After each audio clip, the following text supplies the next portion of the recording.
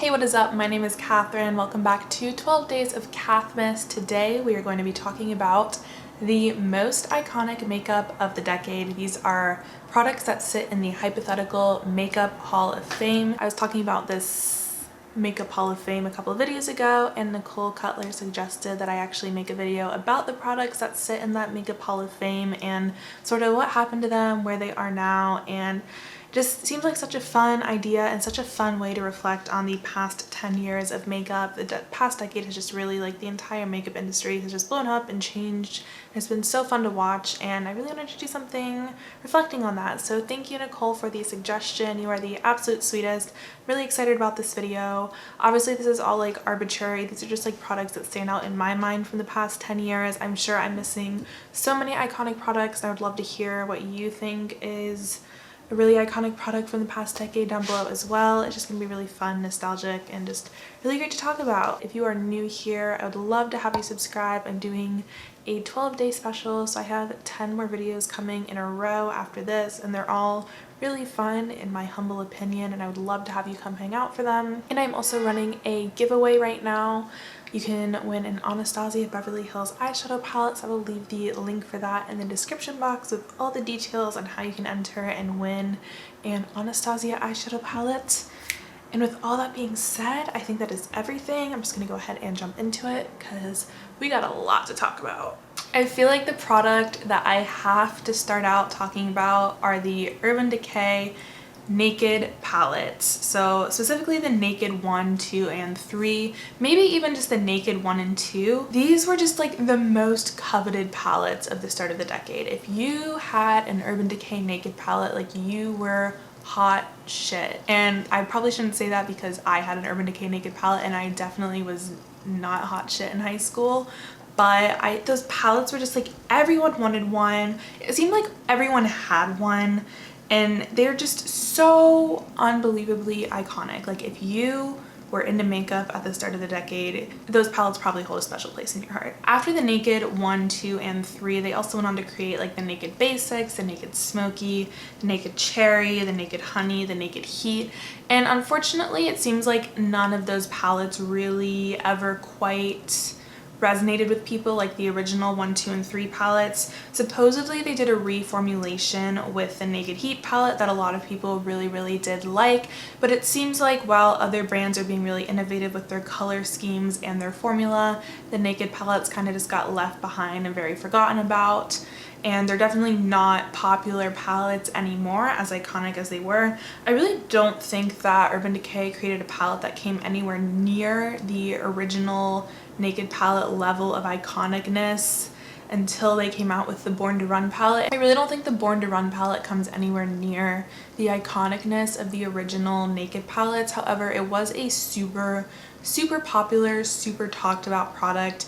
I think they did a reformulation for that palette too, which I never owned that palette, but a lot of people really raved about the formula. They raved about the color scheme. It was one of those color schemes that was just colorful enough to be unique, something really innovative, but still wearable enough and had enough neutrals in it that it appealed to the general public. However, I feel like this was also a really heavily sponsored palette in the YouTube space, so that could be part of why I feel like the Born to Run palette was sort of iconic and sort of really talked about.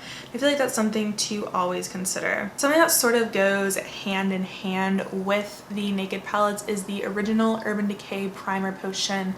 I feel like this was the only eyeshadow primer that people even used at the start of the decade. Like, you only ever heard people talk about their Urban Decay Primer Potion. Every single beauty guru was using it.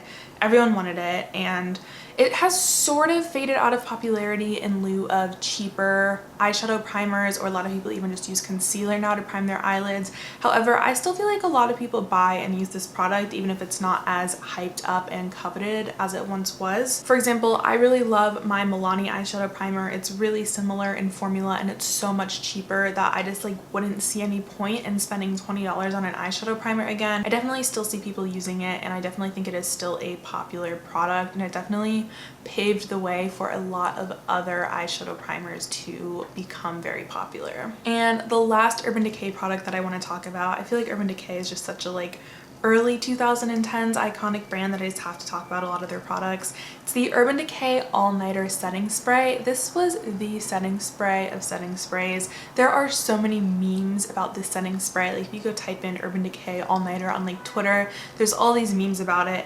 And it's such an iconic setting spray. Again, this is like the only setting spray people really used for the longest time. It was like you're either using Urban Decay All Nighter or you're just not using setting spray like at one point in time. And again, it's something that I honestly think people still really use a lot. It's just that there are also really good drugstore setting sprays now, and it's like I don't see a point in spending like $30 or whatever that setting spray costs when I can also go to ColourPop and get a setting spray for $8, or go to Milani and get a setting spray for $8 that does the job. Like setting sprays are something where like I personally like never really see a massive difference with them. I know some people really do, and there are just so many out there now that it's like you can either spend $30 and get an eyeshadow palette with a lot of fun colors in it, or you can spend $30 and get a setting spray that's not going to change the appearance of your makeup look very much. So next product that I want to talk about was also suggested by Nicole. It's the LaRocca Pro palettes. They also had a 1, 2, and 3 like the original Urban Decay Naked palettes.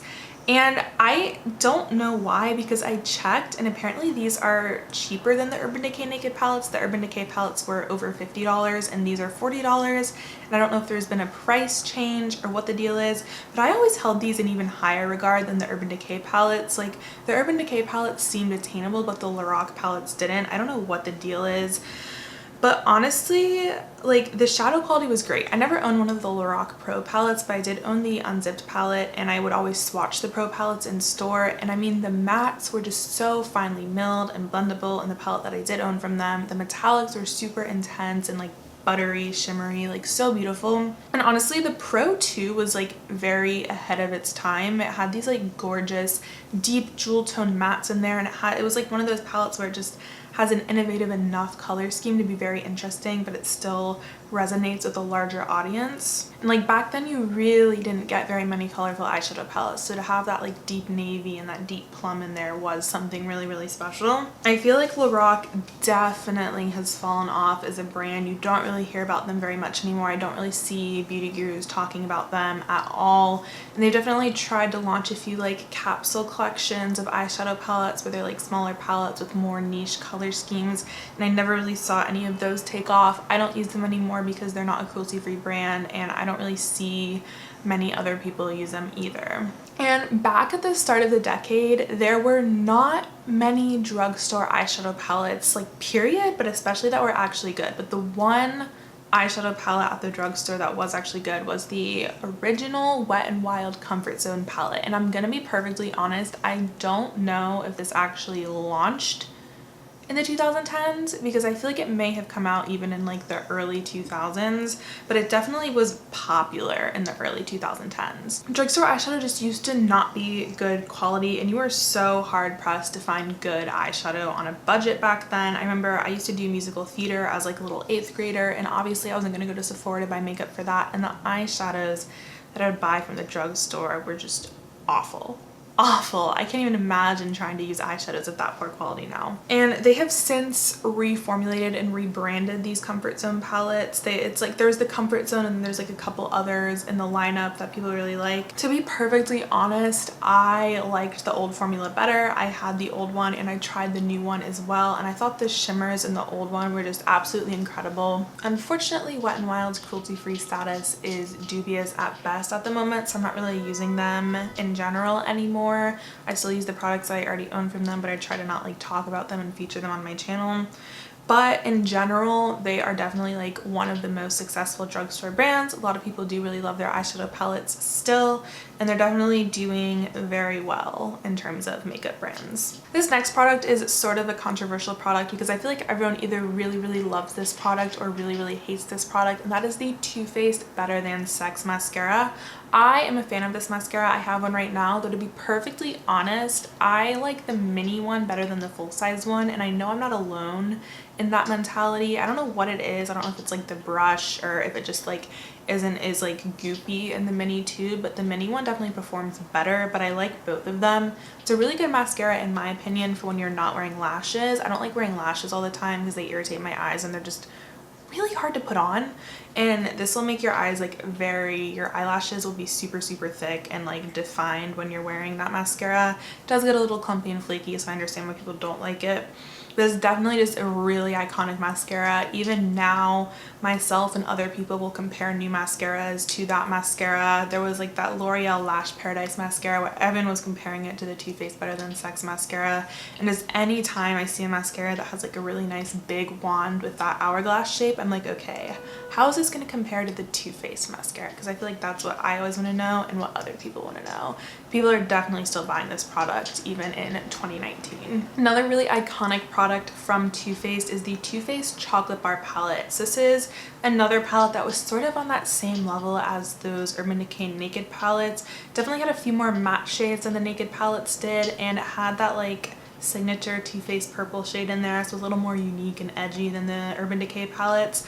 I feel like for the most part, if you were into makeup at the start of the decade and you either owned the Urban Decay palette or the Too Faced palette, but you probably didn't own both. I knew probably no one that owned both, because like back then, having spent $100 on eyeshadow and owning two $50 eyeshadow palettes would have been just like absolutely insane. I never liked the chocolate scent. I didn't own this palette. I don't know what it is. I love how Tarte's eyeshadows smell and they have a cocoa based scent to them, but I really hate the smell of the Too Faced chocolate products. And I like their peach products, but I really don't like the chocolate products. But I did always like eye it, and I thought it was really pretty, and I would see people doing looks with it and I thought it was pretty.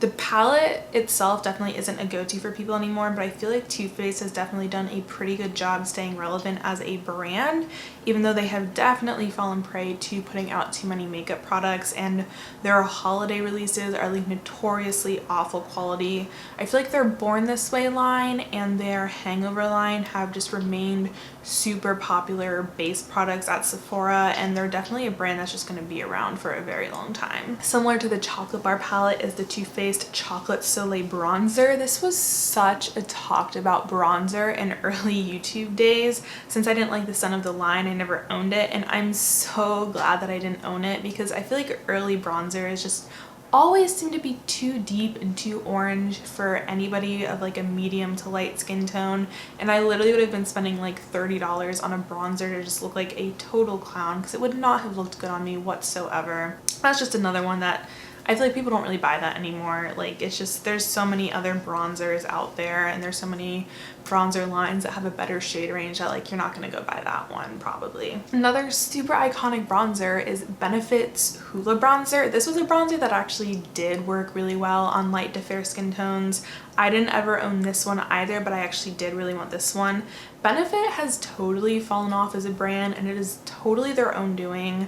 Other brands have made strides to be diverse and inclusive with the lines that they launch, and Benefit is still just releasing base products with these like awful non-inclusive shade ranges, which is just not acceptable whatsoever, especially not in 2019. I hear a lot of people talking about their roller lash mascara, but that's pretty much it. They don't really seem to be releasing like anything innovative, anything eye-catching to people. If you're hearing about a product, it's because the influencers are pushing it and not because it really resonates with people. At least that's how it seems to me. I don't know.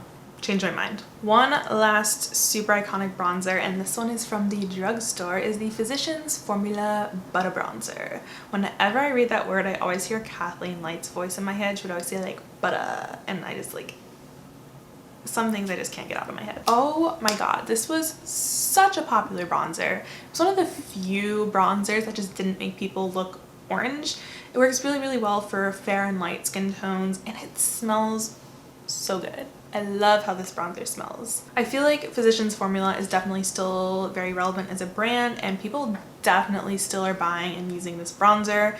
Their holiday releases are like insanely good deals. They always do these like gift sets with Walmart. We can get like 4 minis for $15, and they're not like mini minis. They're like decent sized minis, and that's such a good deal, because like their full size bronzer is $15 at a drugstore here, and you can get 4 of them for $15, and like those are definitely gonna last you a very long time. They did also expand the butter bronzer line to go a little bit deeper and a little bit lighter, but it would be nice to see them do that again. I definitely don't think that they extended it very deep, and it would be really nice to see this like super iconic drugstore product have just like a killer shade range where anybody can find a bronzer in that line that works for them. Next, let's talk blushes. A super iconic blush is NARS Orgasm. I remember being like a 13-year-old and I'd be on like makeup addiction on Reddit and I would like read that people are using that and I would just like feel gross even reading that word, and I'm just like, we were so innocent back then. This was such a popular blush in the early 2010s.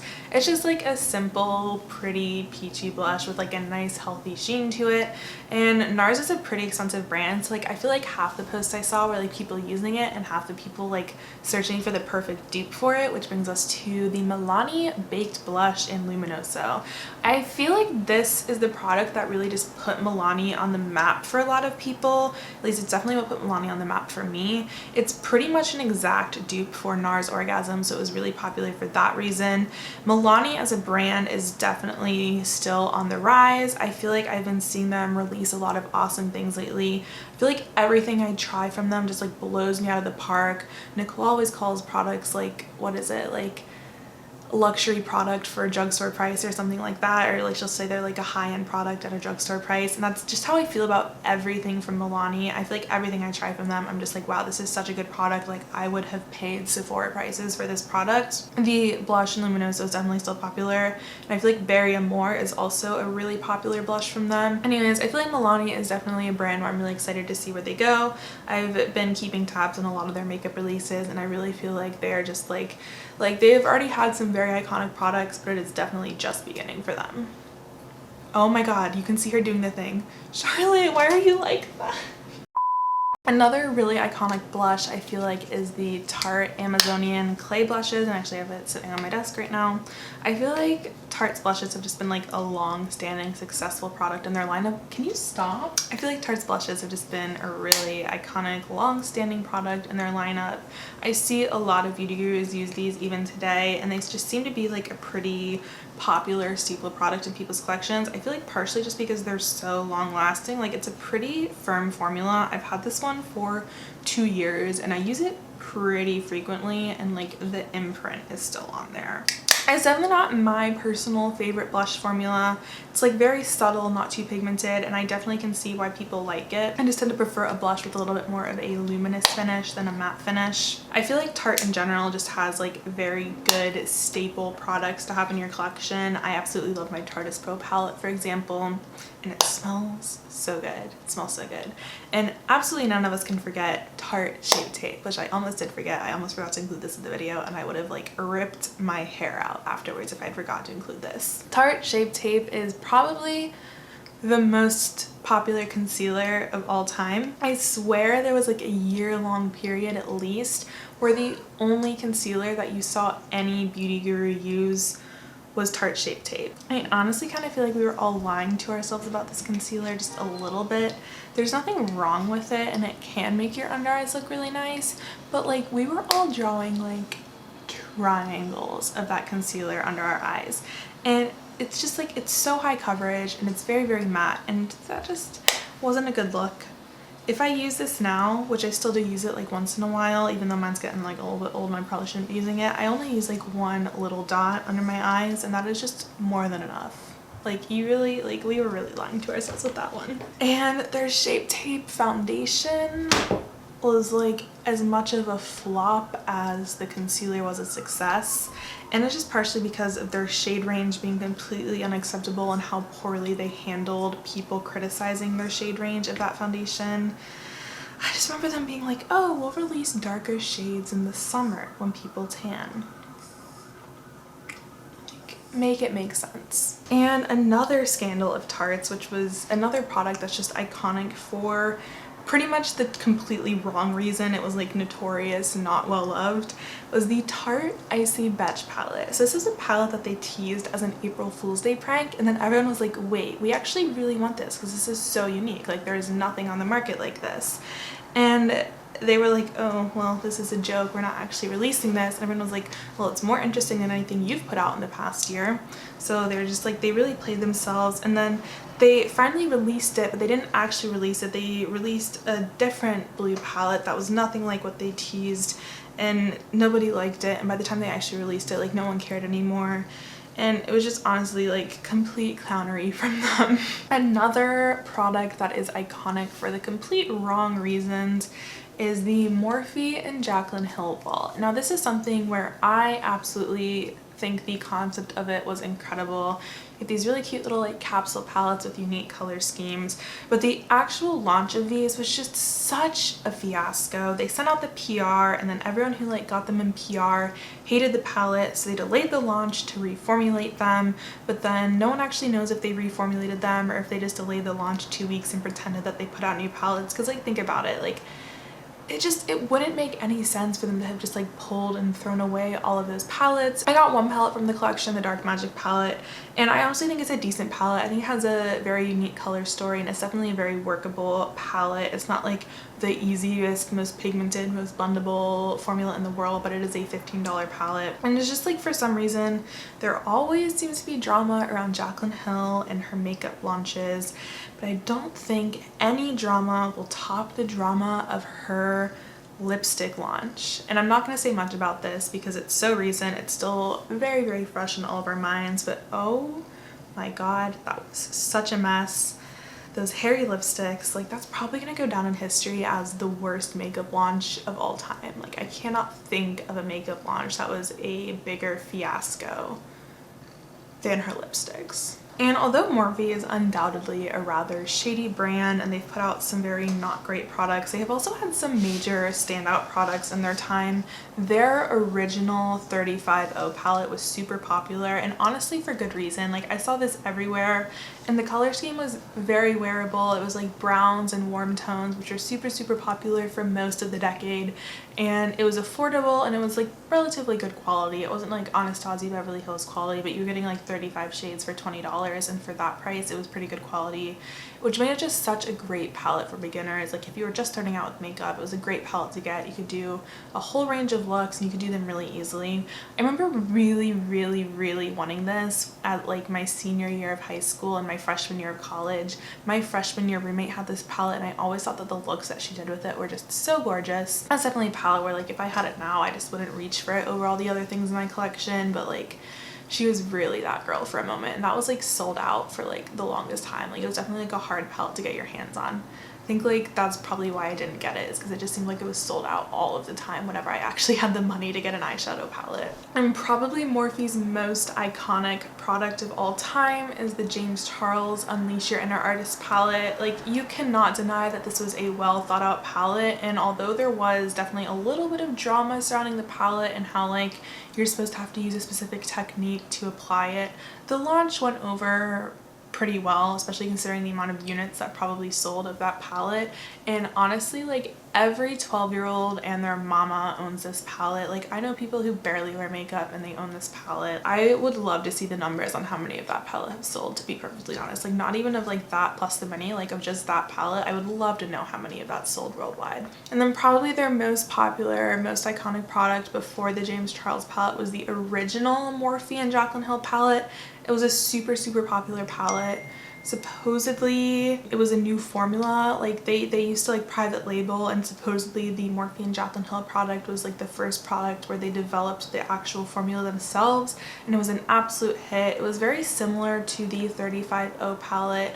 It honestly was basically like the 35O with just a few pops of blue down there in the corner, but that pop of blue effect really got us all. I wanted that so badly, and I never got it. And honestly, that's like another thing where I'm like kind of glad that I never got it, because even though at the time it was really that girl, it's something where I definitely would not use it or reach for it very much if I had it now. And just like those big palettes, like they would take up so much space on my desk. Like, I live in a tiny apartment, and like they're not like super creative or like awe-inspiring to me, and they're not like the best quality in the world. But I feel like a lot of people still own and still use that palette. It was really, really iconic, honestly. And another successful Jaclyn Hill collab, they're few and far between, was the Becca Champagne Pop Shimmering Skin Perfector. Oh my god, this was such an iconic highlighter, and it literally seemed like everyone owned it. They did kind of trick us with this because they would say that it worked for all skin tones when it definitely did not. I'm so glad that I never owned this, because gold highlighters do not look good on me. I used to always try gold highlighters. I would just like walk into CVS and be like, let me try this one. This one's gonna be different. And I have finally accepted that gold highlighters are not my personal journey. If I want a warm toned highlighter, I should go for a warm toned champagne at most, but gold highlighters are never gonna be my girl. And I would have looked so dumb spending $40 on a highlighter that looks like trash on me, and I feel like a lot of people did spend $40 on a highlighter that looks like trash on them, because honestly, just like if you're fair skinned, like a pigmented gold highlighter is just gonna look like a metallic gold stripe on you. Like there's no way around it. You can blend as much as you want, it's still just gonna have like a shadow cast on your face. And honestly, the Becca Shimmering Skin Perfectors in general are a really iconic product from the past decade. They were definitely like one of the first highlighters to be mainstream and be popular, and they were like one of the few highlighters that existed before highlighting became really mainstream and popular. Like they were out way before the whole highlighting craze of like 2015, 2016. I remember even like I was a junior in high school, I think, before highlighter became really popular. I think it was like the end of my junior year of high school when highlighting really became a thing. And I wanted one of these in general really badly. I feel like Opal was probably the most popular shade of them. I really wanted like Moonstone, I think, is the one that I really wanted. They're so pretty. They honestly are a really nice formula, and I definitely feel like they are still sort of popular. I feel like people who like were into makeup back when they were like really at their peak probably still use them. However, there are literally new highlighters getting launched every time I blink. Like another highlighter was probably just released, and Becca in general definitely isn't like a super talked about brand anymore. I feel like they just don't seem to release anything super innovative, but I feel like they could easily make a comeback, and I'm really interested to see what comes of them. Like I feel like they could come out with like blush and highlight duos, for example, or if they came out with like a nice concealer and foundation line that was like good quality, or if they came out with like an eyeshadow palette that was like a shimmer formula that was like the same shimmer formula as their Shimmering Skin Perfectors, but it was like a bunch of like innovative, like it was a really nice well thought out color scheme. Like I feel like that could really put them back on the map. So yeah, they're definitely not the brand that they used to be. Like they were definitely that girl just because of the Shimmering Skin Perfectors. And I just like, I would like to see them come back. I don't know, I feel like just because I wanted them so badly when I was in high school, I'm like, I want them to be popular still. And another super iconic highlighter from more recent years is the Anastasia Musica Collab highlighter. This was so popular because it truly did work on a variety of skin tones. Like I've seen super fair people use it and look amazing. Like Amy Loves Makeup wears it and it looks so beautiful on her, and like really deep skin tones can wear it. Supposedly it's like, I don't know how to describe it because I've never actually tried it, but it's more of like a shimmer veil than something that has like a very strong pigmented base. So I'd put like a slight like sheen of gold on, but there wouldn't be like a base that was like metallic gold that would like either look like that metallic stripe or look really ashy on anyone. I still don't get this because like I said, gold, like I've been scarred too many times by trying gold highlighters. However, I feel like this would have like actually looked good on me, possibly. And this is definitely one where like I still see lots of people using it and talking about it as one of their favorites, even though it did come out I think like well over a year ago, which like in makeup years is like a decade ago anymore. Like it's really surprising to still see people talking about a highlighter that came out that long ago. It'd be really cool to see them release more highlighters like that in that formula, because I know people really loved it, or like to see that one become a permanent part of their collection would be really neat. And another iconic highlighter from Anasazi Beverly Hills, or technically iconic collection of highlighters, are the Anastasia Glow Kits, especially the Sun Dipped and Gleam Glow Kit. I have the Gleam Glow Kit. I got it like my senior year of high school, or like right going into college, something like that, and I got rid of it and depotted the darker two in it, but the lighter two are super gorgeous and I still use them. It's like one of my favorite highlighter formulas, and honestly like I think the main reason that these don't get talked about anymore are just because you can't buy them anymore. Like they still have like the sugar one and like one other one that you can get, but they were like the least popular ones, and I feel like if they released a new glow kit with like the original formula, it would still be super popular, or maybe even like glow duos, because like the one annoying thing about glow kits is like They're really great if you're a makeup artist, but like for the average human being, unless you like get really pale in the winter and really tan in the summer, there's always gonna be two in there that like don't quite work for you, you know what I mean? And their contour kits were also super popular. Contour kits in general like were really having a moment in like 2015, 2014 I think it was. And I don't think contour kits in general are popular anymore because like kind of same thing, like you're paying for like 4 or 6 pans and at most 2 or 3 of the shades are gonna work for you. Like I had the NYX contour palette in high school and I've since got rid of it in lieu of just keeping their blush and taupe around because it just works so much better. Like I literally would just use the one shade in the contour palette, and like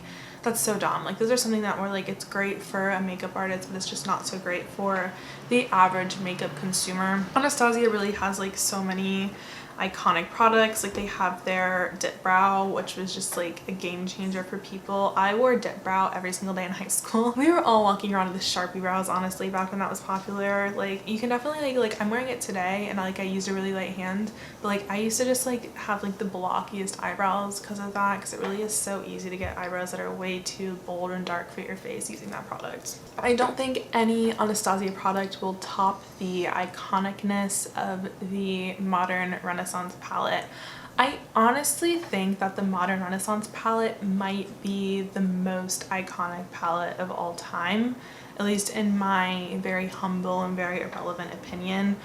At the time that this launched, which was 2016, it was such a unique color scheme. It was just that perfect combination of like being like slightly bright, slightly colorful, while still being a relatively neutral palette. So it definitely appealed to a lot of people. And it was such a beautiful formula. It released like right on the cusp of that makeup boom. So it was like still there, it still really had its moment for quite some time before it seemed like everyone was turning out eyeshadow palettes every month. So it really came out, it was like the perfect combination of like the perfect color scheme, the beautiful formula. That formula is so incredible and just coming out at just the right time in makeup history, because like if that had come out in like 2011, 2012, people would have been like, what? Like I'm not putting red and pink eyeshadow on, like the average makeup consumer wouldn't have.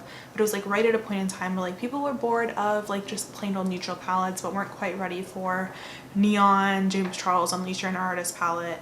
So just like it was just the perfect storm. I feel like everyone owned this palette, or if you didn't own that palette, you owned a dupe of it if you were into makeup at that time. I did get rid of mine because their shadows do expire and do go bad after some time, and I haven't repurchased it because I do have the colors elsewhere in my collection, but I honestly do miss it and I have considered repurchasing it. I feel like Anastasia is just like one of the most iconic brands in general. I feel like they have come out with some very innovative, beautiful, loved palettes in their time, and they just have like such a famous iconic shadow formula. I feel like so many people, myself included, always compare other shadow formulas to Anastasia. It's so well known and well loved, and they really just like, I feel like they're just so up there in terms of iconic brands in my opinion. The time has come. We have to talk about liquid lipsticks, which is just a whole piece of makeup history that I would love to pretend never happened. I feel like we really just like their liquid lipsticks aren't awful, but we really convinced ourselves that they were like the only option. Like there was a time period where like I would have rather like shaved my head than wear just like a plain bullet lipstick. And honestly, like so many liquid lipsticks are just so drying, so uncomfortable, and they look awful on. First of all, probably the most iconic of all liquid lipsticks are the Kylie lip kits. Oh my god. So she launched with 3 shades and those babies could not stay on the shelf. I do honestly think that her formula is a little drying. I tried it a while ago, but it is like overall pretty decent and it definitely is long lasting, and there's no denying that the brand is very successful. It's a billion-dollar company now, so obviously she was really onto something when starting a makeup brand. Definitely isn't as hyped up of a brand as it used to be, and I feel like it was a really smart business decision for her to sell half of her shares. But it is definitely like it's more iconic in terms of like the fact that like a celebrity can launch a makeup line and have it be that successful than like being iconic for like the actual product, but it still is definitely like a very interesting piece of makeup history. And another really popular liquid lipstick formula are the Lime Crime Velveteen liquid lipsticks. Those are honestly my favorite liquid lipstick formulas, which I haven't tried like all of them out there, so take that with a grain of salt, but it is very like, it's not too drying and it is very long lasting. I feel like Lime Crime has definitely fallen off as a brand because of Doe Deer. She was like the CEO or the founder or whatever, and she's just like super problematic, awful human being. I'm not even gonna like talk about all the stuff that she's done because that would just be a whole other like 2-hour-long video. But I feel like now that she has stepped down as the face of the company, they're definitely making a bit of a comeback, and they do definitely come out with like innovative products still. It was like the, I don't know what it was, like the Venus XL palettes a lot of people definitely liked, and they have really high quality products, like for sure. I've only ever owned their liquid lipsticks, but like from just swatching their stuff in store, like they have really good formula and all of that. So they're a company where I'm really interested to see where they go in the next couple of years, because I think it could go either way. They could continue to like fall off, or they could really make like a nice comeback now that they don't have Doe Deer is the face of the company. And speaking of problematic, as much as I absolutely hate to admit it, the Jeffree Star liquid lipsticks are some of the most iconic liquid lipsticks. And honestly, like Jeffree's brand is just a super successful brand, especially with the recent launches like the Shane Dawson collaboration. It was like the Conspiracy palette or something like that. Some people really were convinced that that was like an iconic piece of makeup history on its own, and honestly like it probably was numbers wise, because like when you think about it, like you get like 2 super famous YouTubers together selling a palette, like that's gonna move massive numbers of units. I didn't watch that entire documentary because not some that I want to support, but it would be interesting to see the rest of the numbers on that palette. As many like horrible things as Jeffree has said and done in the past, there is just absolutely no denying that he's an incredibly smart businessman, and his brand is definitely here to stay, whether you like it or not. That's just like objectively, you cannot deny that. Lots of people really love him, and he has lots of very loved and iconic products. It's honestly really hard for me to pick out iconic foundations, because foundations are really such a matter of personal preference. I feel like it's a lot harder for a foundation to stand out and for everyone to love it and talk about it than any other product. The one foundation that really does stand out in my mind is the Estee Lauder Double Wear foundation. I don't know why it is. I feel like I just remember all the big beauty gurus talking about that foundation back in the day, like saying it was like the best, you can like sweat and it's gonna last you all day long. My best friend Dominic still uses this. Every time I go over, I'm like, haha, there it is. But it's definitely not the popular product that it once was. There are just so many like other options on the market now, and that's like what makes it really hard to pick ones that stand out, because it really is such a matter of personal preference. Everyone has such different skin types, and like even like if you have dry skin, something that works on me might not work on you, you know, that sort of thing. I definitely feel like the most iconic foundation of the decade is the Fenty Beauty foundation. Not even necessarily because of the formula, but just because Rihanna absolutely changed the game with the shade range that she launched that foundation with, and it caused such a positive shift in the industry. Now every single brand is held accountable for the shade ranges of the products that they release, and whether you like the formula or not, I know the actual formula was very like hit or miss for people because it was such a very matte drying formula. You just can't deny that it was such a culturally significant product when it launched, and it's definitely just like, I just can't believe the shift that it led to in the makeup industry, and I really think it's such a great thing. And this is definitely not anywhere like near the level of the foundation, but their gloss bombs are also very iconic. I personally don't think they're like as great as people hype them up to me, partially just because like I go through lip glosses so quickly. Like I don't want to spend $20 on a lip gloss. Like if I'm spending $20 on a lip gloss, like it just, I don't know, it just has to be so far up there, just because I feel like I have so many like $5 lip glosses that I love so much that I'm like, I put that on and I'm like, okay, like it's great, but is it $20 great? No. I feel like primers, for the same reason as foundation, it's a lot harder for like those to really stand out and be iconic, because it's again such a matter of personal preference. One that really stands out in my mind is the Benefit Professional Primer. This is like one of their other really iconic products. I used this in high school, and I like refused to use any other primer for the longest time because I have like really big pores in my T-zone, and I was just like convinced that I had to wear that or my skin was going to be ugly. And I honestly like, I don't use them anymore because they're not cruelty free, but I just feel like even if I use that primer now, it just like wouldn't hit as hard as it used to. I've definitely heard like a lot of people be like, yeah, honestly it like wasn't that great. It was just like one of those things where it's like we just didn't have as many options, so we convinced ourselves that not so great products were like the best thing in the world. Another really iconic primer is definitely the Tatcha Silk Canvas. It's been really popular in like the past like 2 years on YouTube, I would say. It really like, it is a good product. I've tried a sample of it, but it's so expensive. It was like $52 for like how much product? Like not very much product at all. And it definitely has not been as popular or as talked about since the e.l.f. Poreless Putty Primer launched, which is the $8 definitely iconic dupe of the Tatcha Silk Canvas.